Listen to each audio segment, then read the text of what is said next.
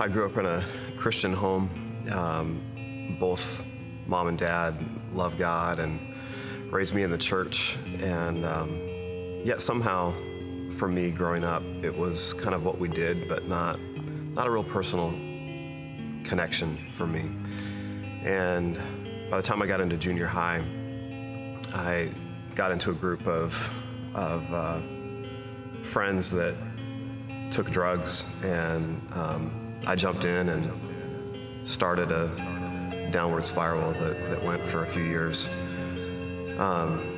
Did drugs that I never thought that I would have, and it's weird because the whole time that was going on, I actually did believe there was a God, and I think I just didn't know God. So this whole thing continued, and I was a pretty unhappy camper. Was not having fun at all. Trying to have fun. I mean, getting high had certain moments of being fun, but overall I was a pretty depressed, dark, mad kid. I'll never forget going on this youth retreat, youth conference that was in Spokane. And one of my friends had brought some drugs that I'd never taken before, and I was honestly kind of scared to take it. And but we all did. And I remember being in this hotel room in Spokane. It was a bad trip. It scared me. I didn't like it. And I remember looking at my friend and saying, I'm never doing that again. And I said, I'll be content just to be, a pot-smoking alcoholic for the rest of my life. And that was like what I thought would be okay. What I, at that point in my life, had envisioned for my future. We went to this youth conference, expected to sit there and listen. At a certain point I snuck out, was kind of hoping to hook up with some girls, and I got caught. Some leaders made me go back into this youth conference, and I sat there mad. I don't know if you've ever seen that person in church before, but my arms were crossed and I looked mad. I was mad, didn't want to be there. By this point, the speaker was preaching. I honestly don't think I heard a word that he said. It was just kind of noise to me, and something was happening on the inside of me. I think the anger was starting to wear off, and I felt like God was dealing with my heart, speaking to me. Like I said, I don't know what the sermon was about. I don't know what the guy was saying.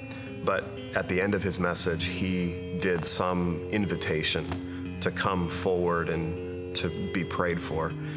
And at that moment, there was this incredible drawing and pulling inside of me. And I felt like God was speaking to me, saying, Brian, you've been running from me, and you can't run from me for the rest of your life.